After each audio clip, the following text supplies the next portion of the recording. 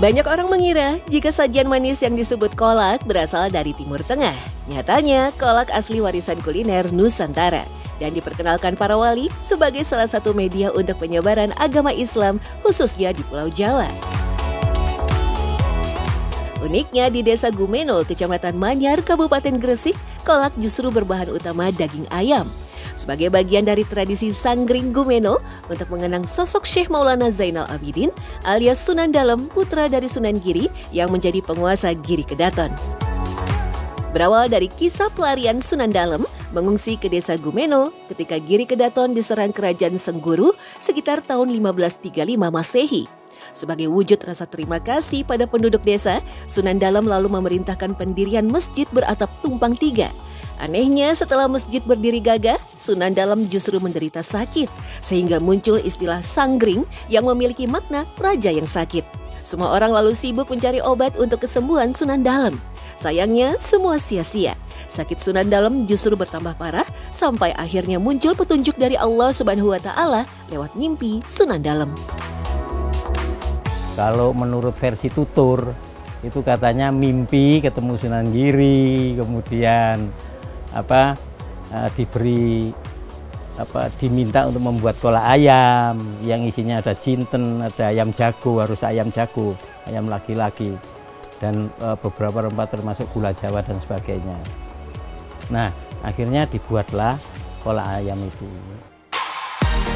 Esokan harinya, Sunan Dalem meminta warga untuk membawa seekor ayam jago untuk dimasak di dekat masjid. Daging ayam jago yang telah dibersihkan lalu dimasak dengan bumbu santan kelapa, jinten, daun bawang, dan gula merah. Layaknya kolak. Usai mengkonsumsi kolak ayam yang resepnya lewat petunjuk mimpi, Sunan Dalem kemudian sembuh dari sakitnya. Bertahun-tahun kemudian, menu kolak ayam warisan Sunan Dalem terus dilestarikan warga Desa Gumeno setiap tahun.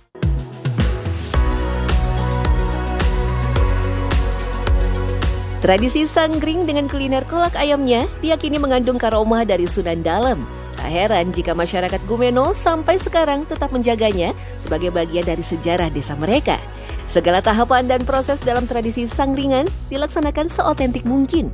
Seperti yang dilakukan berabad-abad silam, kolak ayam dimasak secara tradisional khusus oleh kaum lelaki Desa Gumeno. Ini mitos menarik sih, kalau yang masak itu harus laki-laki, nggak boleh perempuan. Karena ada dengar-dengar nih ya, karena memang porsinya besar, jadinya tenaganya itu lebih ke cowok gitu kan. Tapi kalau ada juga yang bilang, karena dulu juga katanya pernah dengar pas waktu yang cewek ikut join, ternyata ada kecelakaan. Jadi kayak lebih juga menguatkan kalau memang harus cowok. Karena dulunya itu juga tabib-tabib kan dokternya Sunan Dalem mungkin ya, itu lebih ke cowok kan. Gitu.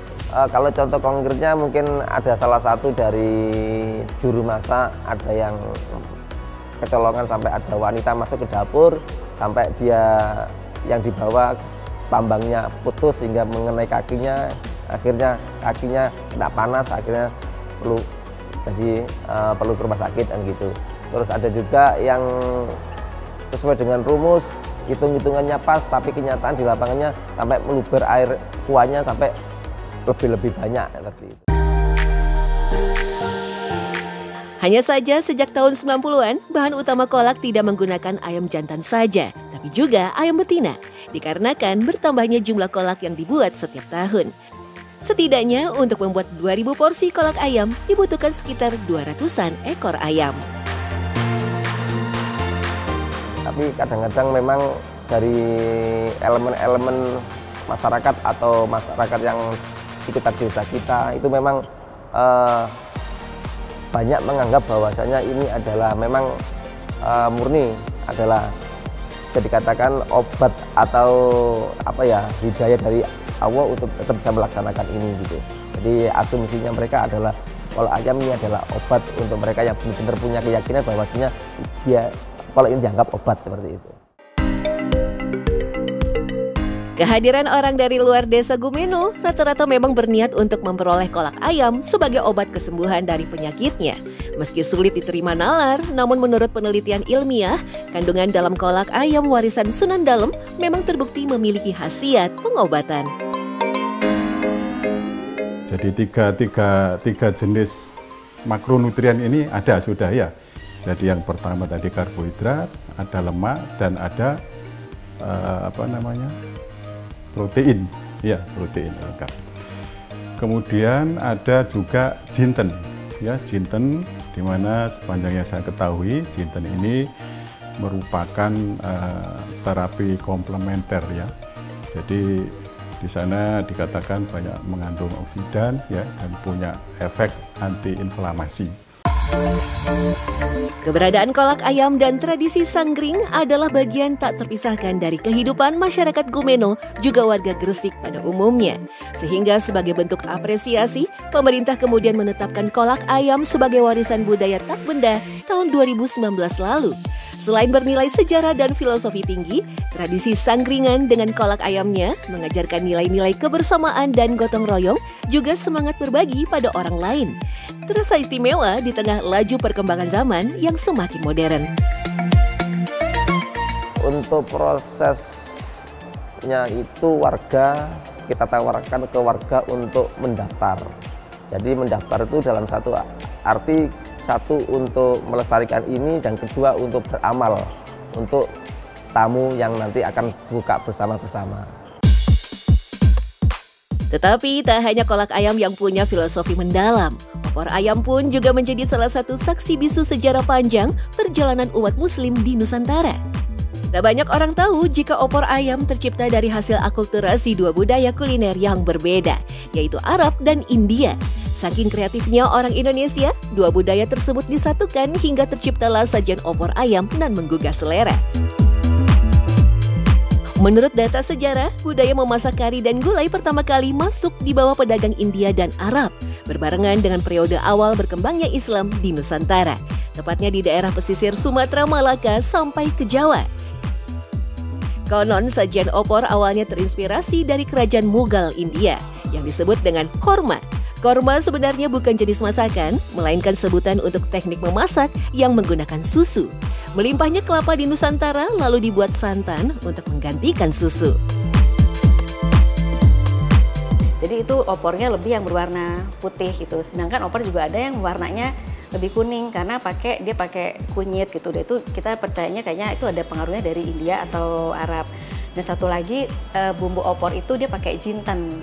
Gitu, nah jinten itu pengaruhnya dari tradisi di India.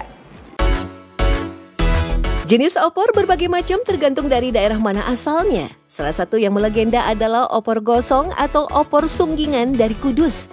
Jenis opor ini memang berbeda dengan opor kebanyakan, di mana setelah dibumbui dan dimasak, seekor ayam kampung muda dipanggang utuh-utuh, tidak dipotong-potong. Satu ekor ayam, kalau opor kan dipotong-potong nih. Kalau opor sunggingan satu ekor ayam, lalu dia dibumbuin dengan bawang putih, dengan kemiri, gitu ya, terus dilumurin, lalu dengan santan juga dimasukkan, direbus di dalam kuali. Nah setelah pada akhir proses dia bikin opor, ayamnya ini diangkat lalu dibakar. Itu yang membedakan.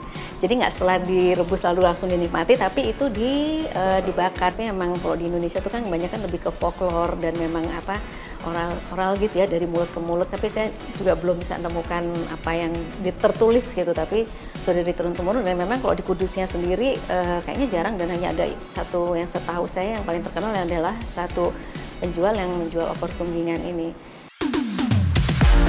Menu opor sunggingan kerap kali dijadikan sebagai suguhan utama pada acara-acara besar keagamaan di Kompleks Masjid Menara Kudus. Misalnya saja ketika dilangsungkan tradisi penyucian benda-benda pusaka, warisan dari Sunan Kudus setiap setahun sekali. Selepas acara, undangan yang hadir akan disuguhi sajian nasi opor sunggingan yang menjadi menu utamanya. Sedap! Ini deh nilai pesan ya, sebuah misi ya dari para wali songo yang mempunyai makna yang sangat dalam. Tinggal bagaimana kecerdasan kita memberikan respon ya, distimuli wali songo sebagai medium dakwahnya seperti itu. Di sini kita merasa kagum ya, pendekatan dakwah dengan kuliner dengan penuh kearifan lokal. Bersama menyebarnya Islam ke seluruh wilayah Nusantara, sajian opor ayam menjadi semakin dikenal. Racikan bumbunya lalu menyesuaikan sesuai dengan sumber daya alam dan kebiasaan penduduknya. Alhasil, kuliner opor ayam menjadi semakin beragam, menyesuaikan dengan selera dan tata nilai adat istiadat setempat. Tergantung di keluarga masing-masing sih, karena kan yang namanya opor itu, namanya makanan itu kan bisa berpindah karena pernikahan, lalu karena peperangan, karena ya lebih karena pernikahan ya. Kalau misalkan dia kebiasaan bikin yang warna kuning, tapi setelah dia menikah pasangan atau anak-anaknya suka dengan warna putih, ya otomatis dia akan menyesuaikan juga.